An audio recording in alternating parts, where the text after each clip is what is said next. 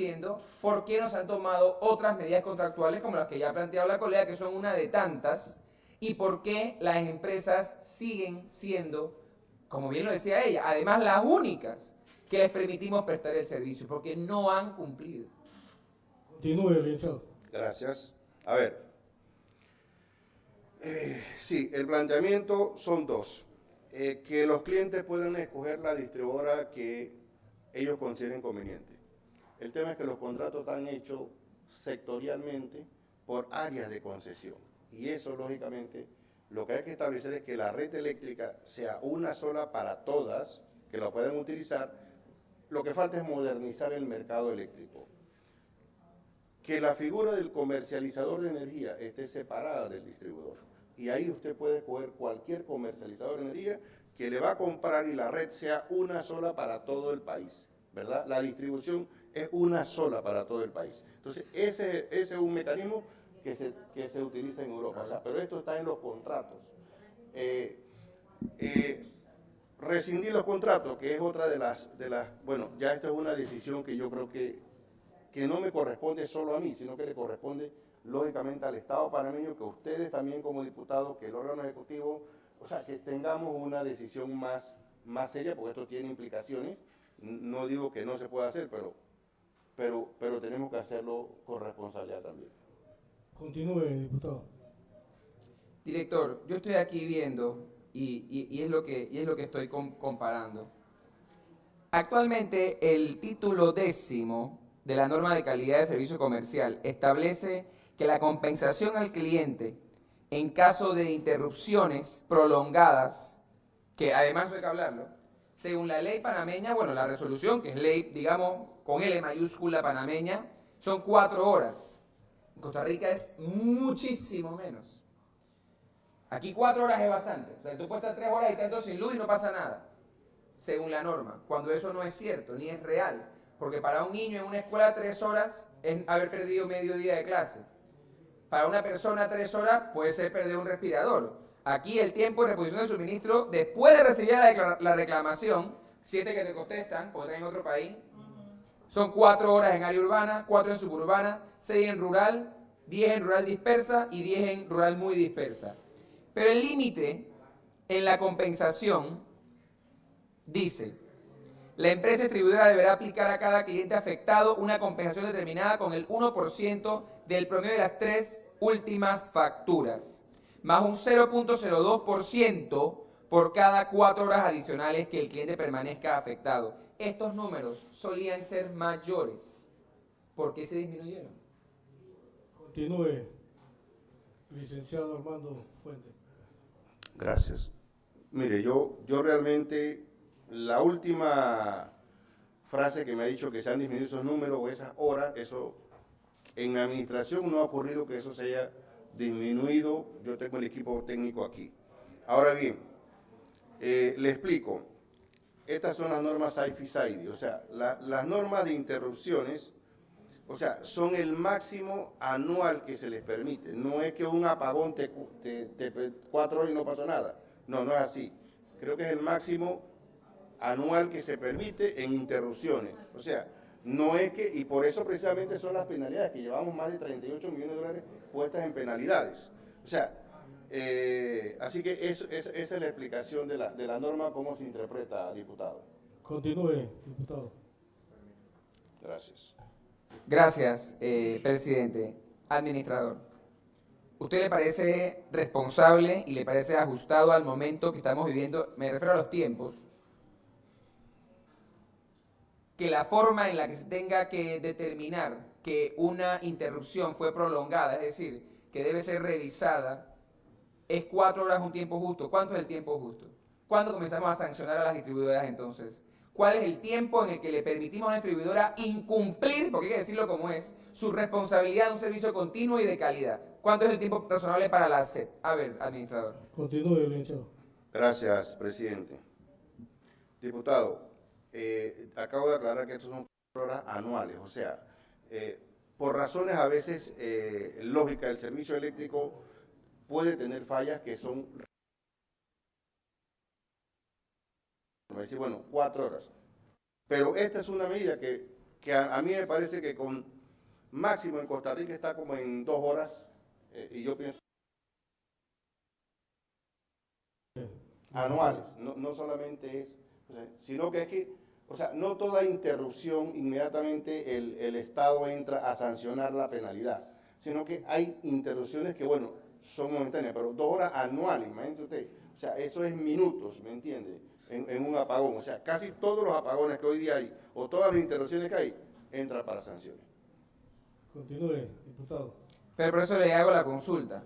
¿Cuánto es el tiempo que usted considera como la SEP para que una interrupción ya sea considerada como que debe poder ser sancionada por la autoridad? Si estamos aquí conversando de que tenemos que modificar la norma, Minutos. tenemos que tener esa claridad. Minutos, honorable diputado, minutos. Realmente esto puede ser, o sea, porque si yo calculo eso en 4 horas anuales, esto realmente debe ser cuestiones de que en un momento determinado, 1 o 2 minutos, es lo máximo. Continúe, diputado. Hay un tema que es fundamental. Antes de entrar a ver la transformación del sistema o de la industria eléctrica en el país, porque como usted bien dijo, generación, transmisión, distribución, comercialización. Pero hay uno que tiene que ver, y aquí vino el secretario de Energía a hablarnos de la transición energética desde el punto de vista del gobierno, e incluía, por supuesto, nuevas fuentes de energía. La SEP, usted me corrige, usted debe estar más ducho en eso que yo, pero la SEP, en contravía de la mayoría de las normas globales, en vez de permitir o promover el uso de energías no renovables, por ejemplo, la solar, impuso un tope por la empresa y por cliente, si no me equivoco. ¿Cuál es el sentido de ese tope? Si lo que queremos es promover para la Secretaría de Energía, la SEP limita. En España, por ley, se levantaron todos los topes. ¿Por qué estamos poniendo más trabas a la instalación de paneles solares como un medio renovable de energía? Continúe, licenciado. Muy buena pregunta. Debo aclarar una cosa antes de responderle. O sea,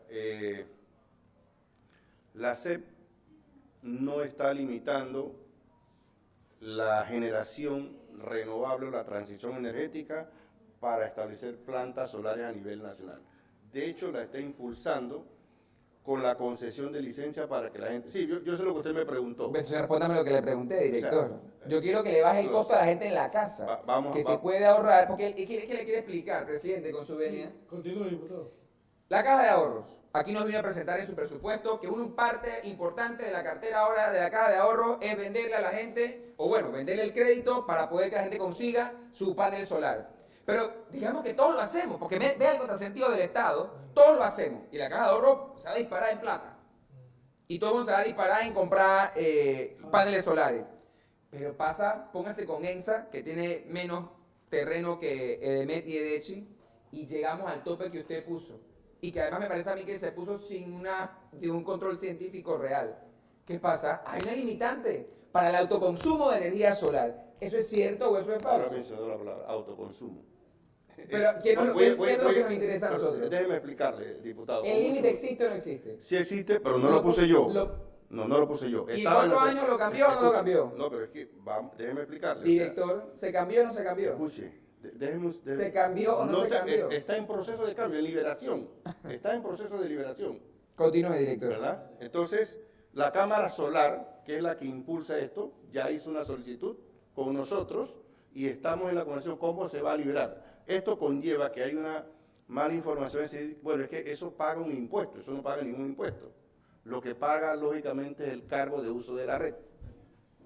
Entonces, si no paga el cargo de uso de la red, entonces lo paga la facturación. Y eso se llama democratización de la energía. Yo estoy de acuerdo con eso. Nosotros hemos participado con la Secretaría de Energía. Y estoy de acuerdo en que se tiene que liberar y que se tiene que promover el autoconsumo. O sea, que la gente se le permita instalar los paneles solares.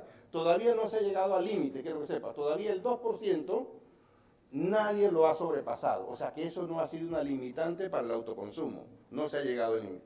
Antes de que se llegue a ese límite, lo que más está avanzado está ENSA, que está en 1.61. O sea, no hemos llegado al límite. En todo el tiempo que llevamos, o sea, el 2% no ha sido una limitante para que la gente se instale con paneles solares. Pero nosotros ya estamos modificando la norma. O sea, la semana pasada hicimos la reunión con el equipo técnico y se está modificando la norma, lógicamente, precisamente para liberar ese 2%, porque estamos previendo que esto va a crecer, estamos impulsando el autoconsumo. Entonces, usted tiene razón, nosotros no estamos limitando, o no es nuestro interés como administrador limitar, es todo lo contrario. Nosotros hemos aprobado el proyecto de ley de generar la democratización de la energía y eso va a conllevar precisamente a crear lo que se llama las comunidades energéticas. Así que su pregunta es muy interesante y se la agradezco.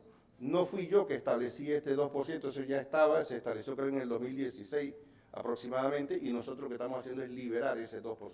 Y es una de las recomendaciones que salen de esta comisión. Así que muchas gracias, diputado. Continúe, diputado. Para entender, usted antes de salir del puesto va a dejar eso liberado entonces, porque en 4 años no se ha liberado. Me comprometo que va a estar liberado, si ya tuvimos la reunión la semana pasada. Gracias, director. Director, a mí me gustaría entender una última parte de este proceso.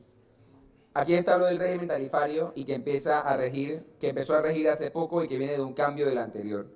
Y corríjame, pero lo que yo veo aquí es que el régimen tarifario, por ejemplo, para EDEMET y EDECHI, tuvo un cambio sustancial en la parte que corresponde precisamente a la comercialización. Porque usted tiene todo el resumen de cargos. Entonces, aquí veo que el resumen de cargos llegó a ser, para ENSA está en 271, pero el de EDEMET y EDECHI de 253 pasó ahora a 305. Hay un aumento tarifario. ¿Qué pasa? Porque quiero que nos concentremos. ¿Qué pasa por un aumento en distribución? Un aumento que usted aprobó. Ese aumento en distribución, ¿a qué corresponde? ¿Por qué usted ve legítimo que se haya dado ese aumento? Continúe, licenciado. Bueno, grosso modo, no creo, yo creo que más bien aquí tengo un experto en tarifa, porque el régimen es muy complicado. Yo le pediría que si usted me permite que ella te explique, sin embargo, yo le voy a dar también una explicación. O sea, realmente nosotros lo que estamos propiciando es más inversiones. Hemos bajado tarifas en tasa de rentabilidad para aumentar inversiones para la mejora de calidad de servicio. Esa es la finalidad que hemos hecho. Pero antes que se mueva, nada más para que quede claro, cuando usted dice promover inversión, son inversiones que hace la empresa, pero que luego pagamos la tarifa. Es que eso está en la ley. Pero que es así, ¿no? Sí, es así. O sea, que promover inversión es en verdad promover que para un mejor servicio que aún hemos recibido Nosotros se pague más. Tratamos de controlar que eso no sea, o sea, ese es el papel del regulador, tratar de equilibrar, de que la tarifa eléctrica no se suba, precisamente, pero que se hagan las inversiones para garantizar la calidad. Estos cambios que hay, Equilibrio. estos cambios que plantean un resumen de cargo, ¿tiene una incidencia en que aumente el costo, sí o no? No porque la tarifa está bajando. O sea, la facturación quizás no, porque hay otros aspectos. La gente quiere pagar menos. ¿Usted cree que la gente está pagando menos? No, yo no creo que la gente esté pagando menos. Pero no es que esto tiene un impacto directo. O sea, nosotros bajamos la tasa de rentabilidad. De hecho, la facturación, yo estuve viendo un recibo en el día de hoy. Y una persona que consiguió 1.200 pudiera estar pagando $250, ahora paga 240. Pero hacen las facturas, pero ese ejemplo es bueno, porque usted tiene 3 clasificaciones distintas. Esa no es la factura de la mayoría de la gente de este país, téngalo claro. La mayoría de la gente de este país no consume esa cantidad de voltaje al mes, consume mucho menos. Entonces, esa gente es la que ve esta tarifa que yo estoy diciendo a usted que fue modificada y que plantea un aumento. Porque al final, administrador, si la gente, aquí podemos hablar lo que usted quiera y podemos tener debate, si la gente cuando tiene que ir a su oficina, para las oficinas de la empresa, a pagar la factura, lo que ve es un aumento, ahí no hay nada que discutir. Porque al final el servicio hoy no es mejor y la tarifa está en efecto subiendo. Entonces tenemos que tomar todo esto en cuenta a la hora de plantear que se están tomando acciones porque de nuevo, yo celebro que esté tomando acciones. Eso que usted dice en la resolución lo celebro. Y ojalá cumpla con su palabra para que eso sea así. Pero que usted se vaya a ir pronto, como yo, no lo digo despectivamente, que nos vayamos a ir y que en 5 años cambie esa resolución, yo creo que ahí también hay que hacer un análisis y una culpa bien duro de cómo pudimos haber avanzado aún más en esos pasos para que la factura no solamente venga más económica o que al menos a lo sumo se estabilice y poder así mismo tener más fuentes de energías renovables a través, ¿por qué no en este caso?, de autoconsumo como tal. Continúe, Le cedo la palabra a la... como no, su nombre y el departamento que representa. Buenos días a todos, mi nombre es Luciana Chen, soy ingeniera electromecánica y vengo de parte del Departamento de Análisis Económico y Financiero de la Dirección de Electricidad. Entendiendo la pregunta que hacía, su consulta es ¿por qué pasamos de un cargo fijo de 2 y algo ahora a 305 y eso a qué se debe? Ok. Dentro del cargo del 305 proviene del pliego tarifario que viene a través del diseño de la estructura.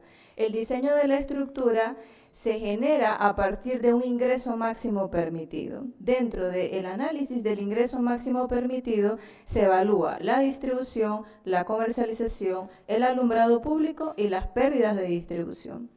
Nosotros estuvimos trabajando en la aprobación del ingreso máximo permitido que se aprobó este año mediante los procesos de consulta pública y dentro de ese análisis del ingreso máximo permitido se evalúan las ecuaciones de eficiencia y las áreas representativas. Entonces, las ecuaciones de eficiencia son aquellas que vienen a través de un proceso como de benchmarking que se hacen con empresas similares, nacionales o extranjeras que se dediquen a este mismo sistema o este mismo negocio, que en este caso estamos evaluando la distribución. A partir de eso se generan ecuaciones matemáticas en donde se introduce tanto la energía como la demanda para considerar cuánto pudiera ser un monto que se puede describir como eficiente para que eso sea trasladado a los usuarios, porque estamos totalmente de acuerdo que las personas deben pagar un costo eficiente, no debe ser superior. Ahora, cuando se hizo el cálculo del ingreso máximo permitido y después de aprobadas las consultas públicas y las resoluciones, sale un monto total como un presupuesto futuro. Ese monto total hay que dividirlo en cada una de las tarifas, porque todos los clientes tienen necesidades diferentes. Un cliente con demanda, por ejemplo, no tiene las mismas necesidades que un cliente residencial. Normalmente un cliente con demanda es un comercio. Entonces, ese monto que se aprueba del ingreso máximo permitido hay que repartirlo de alguna forma para las subsiguientes tarifas. Entonces, cada tarifa, dependiendo de los pesos, el tipo de consumo que tiene la demanda y demás, se ajustan los cargos. En ese ajuste, cuando se hizo el análisis del ingreso máximo permitido, se encontró que la comercialización, en comparación con otros IMP, pues era un poco mayor y tenía que repartirse entre todos los clientes de las tarifas. A eso se debe que antes era 2.9 algo, si mi memoria no me falla, y ahora es 3.05 en el caso de DEMET, que es su consulta. Ese es el por qué ese valor tuvo un cambio y por qué ese número no se mantuvo igual, porque vino del proceso de la aprobación del ingreso máximo permitido, que como lo explicaba el licenciado Fuentes, debía ser aprobado el año pasado, en el 2022, el cual tuvo algunos retrasos y su aplicación empezó a partir del 1 de octubre del 2023. Es por eso que en octubre, a partir de las facturaciones de octubre, es que se puede observar el cambio que usted consulta. Ahora, otra consulta que también había hecho sobre el tema de las inversiones. Las inversiones, cuando entran en el ingreso máximo permitido, se dividen en dos grupos. Las inversiones que son sometidas a las ecuaciones de eficiencia, que eso es, la empresa la hace. Nosotros tenemos en el proceso en general de fiscalización, que como comentaba el licenciado Fuentes, estamos trabajando para reforzar eso, y esas inversiones se les aplica las ecuaciones de eficiencia que vino de un proceso de benchmarking. O sea, que la empresa distribuidora me puede decir, bueno, me costó tanto, pero si la eficiencia dice esto, eso se tiene que disminuir y se disminuye en ese proceso de la aprobación del IMP. Las inversiones que el licenciado Fuentes comentaba eran las inversiones especiales no contempladas en las ecuaciones de eficiencia. Esas inversiones son aquellas que las empresas distribuidoras, por ejemplo, proponen, yo tengo esta necesidad, por ejemplo, en Panamá Oeste, necesitamos hacer esto, para poder que esto se haga relativamente rápido en general, esta es nuestra propuesta de plan y no serán como tal sometida a la ecuación de eficiencia, pero sí se les aplica, si es necesario, dependiendo si se hicieron procesos de libre concurrencia, se analiza nuevamente antes que entre dentro de lo que le explicaba del ingreso máximo permitido, Y entonces, o si en ese caso, si se ve asimetría de la información, también se le aplica un factor de descuento en el caso de que en la evaluación del ingreso máximo permitido se establezca. Entonces, el énfasis que ha hecho el licenciado Fuentes son para esas inversiones especiales, pero el resto de las inversiones que se hagan son sometidos a los procesos de las ecuaciones de eficiencia. Muchas gracias. Presidente, yo quiero hacer una última pregunta. Continúe, diputado. En la composición del cargo del pliego tarifario, en distribución, que fue lo que me quise concentrar, antes estaba en 0.022813 kilovatios hora. Hoy está en 0.04706 kilovatios hora. Eso es un poco menos del doble. Entonces, ahí es donde queremos llegar. A las empresas distribuidoras, sobre el cargo, se les está pagando casi el doble de lo que se pagaba con el anterior pliego tarifario. ¿Usted me puede confirmar que esto es cierto o falso? Eso es todo lo que estoy pidiendo. Continúe, ingeniera. Sí, como lo comenta el honorable diputado, en efecto, en la aprobación de este ingreso máximo permitido, los cargos de distribución aumentaron porque los costos de distribución aumentaron. Gracias. Eso se llama el valor agregado de distribución que lo describe la ley, pero sí es mayor que el IMP anterior, si esa es su pregunta. Gracias. Sí, esa era. ¿Y por qué? Termino con esta reflexión, presidente. Aquí se nos ha, yo creo que el tema de la discusión minera ha traído otro debate de todo el tema de los comercios y cómo el Estado debe entrar a regular o no, a analizar o no. Y yo siempre lo he dicho y lo quiero sostener. Los empresarios son empresarios para hacer plata. Eso no se puede discutir. A que el gobierno tiene que entrar a ver que, oye, usted no puede excederse aquí, no puede excederse allá, oligopolio, monopolio, ese es otro tema. El empresario es hacer plata, pero porque el cliente va y escoge esa empresa. Pero una empresa como estas, a la que nadie escogió, que digan, no, es que ahora yo tengo que ganar más, porque mi ingreso mínimo tiene que ser mayor, aunque el servicio no se aumente, no se justifica. No se justifica. Entonces es allí donde yo creo que el Estado tiene que hacer una verificación, porque lo que está sosteniendo es que, como esto aumentó, yo tengo que ganar más, el servicio es el mismo o es peor, y a ver qué ocurre. Y eso es ahí, el presidente, donde es sin duda, porque siempre se busca poner excusa a la ley. Lamentablemente no he escuchado yo al Consejo de Gabinete decir que ni el director de la SEP ha llevado al Consejo de Gabinete una norma para aprobarla. Y aquí estamos es para eso, para discutir cómo dar con aprobaciones a las normas y que se lleven soluciones reales al país. Gracias, presidente. Gracias a usted, honorable diputado Juan Diego Vázquez. Prosiguiendo en ese mismo orden, le cedemos la palabra a la honorable diputada Fátima Agrazal. Disculpa, el licenciado quería terminar ahí. Sí, mire, diputado, yo realmente no quisiera, esto se hace a través de análisis técnicos, que no soy yo que pongo algo caprichoso, ¿verdad? Las tasas de rentabilidad de las empresas, o sea, ¿por qué esto no impacta? Porque primero tuvimos más inversiones, pero la tasa de rentabilidad se bajó. Era de 9.66 del 2014 a 8.94 del 2018 al 2022 y ahora estamos en 8.80, o sea, estamos más bajos. Al bajar esa tasa de rentabilidad, eso fue lo que me permitió a mí hacer más inversiones, o por lo menos aprobar más inversiones para la mejora de la calidad de servicio. Y eso precisamente para que no tenga impacto en la tarifa eléctrica. Y esto no lo hago yo de forma caprichosa, esto es un equipo técnico que es la Unidad de Análisis Económico y Financiero del sector de electricidad, que es la que lo hace realmente. Entonces, esto lógicamente va con consultorías y va con aprobado por equipos técnicos. Así que es lo que yo le puedo decir Sí, por ese tema. diputado. Yo no he planteado que se haga de forma caprichosa, director, Sí. pero ¿sabe dónde perdemos la credibilidad? Yo recuerdo muy bien que las empresas que usted toca fiscalizar, una de ellas distribuidora, y eso es público, tenía en su estado financiero que tenía un número para pérdida, para multas por pagar, que nunca reportó como tal, porque se estaba esperando una ley que venía de la Asamblea y que gracias a Dios esta Asamblea paró. Usted permitió ese estado financiero, usted avaló esa cosa que se dirá, porque usted es que conversa con esa distribuidora. Entonces yo sí creo que hay que ser serio porque no podemos ser técnicos de vez en cuando. Y cuando yo le digo a una empresa, no lo pongas como pérdida porque viene la ley y la empresa tal cual lo puede hacer. Entonces, estudios financieros que son públicos es cuando nos vayamos a preguntar. Pero, ¿sabe qué? Yo no tengo por qué desconfiar de usted. Vayamos a ver todos, como todos podemos, en un par de meses y un par de años, el resultado financiero. Y quiero ver yo, pues, que esas empresas empiezan a reportar pérdida o que ganen menos que están ganando ahorita. Nos daremos cuenta, director. Gracias, presidente. Gracias a usted, diputado. Tiene la palabra la honorable diputada Fátima Agrasal.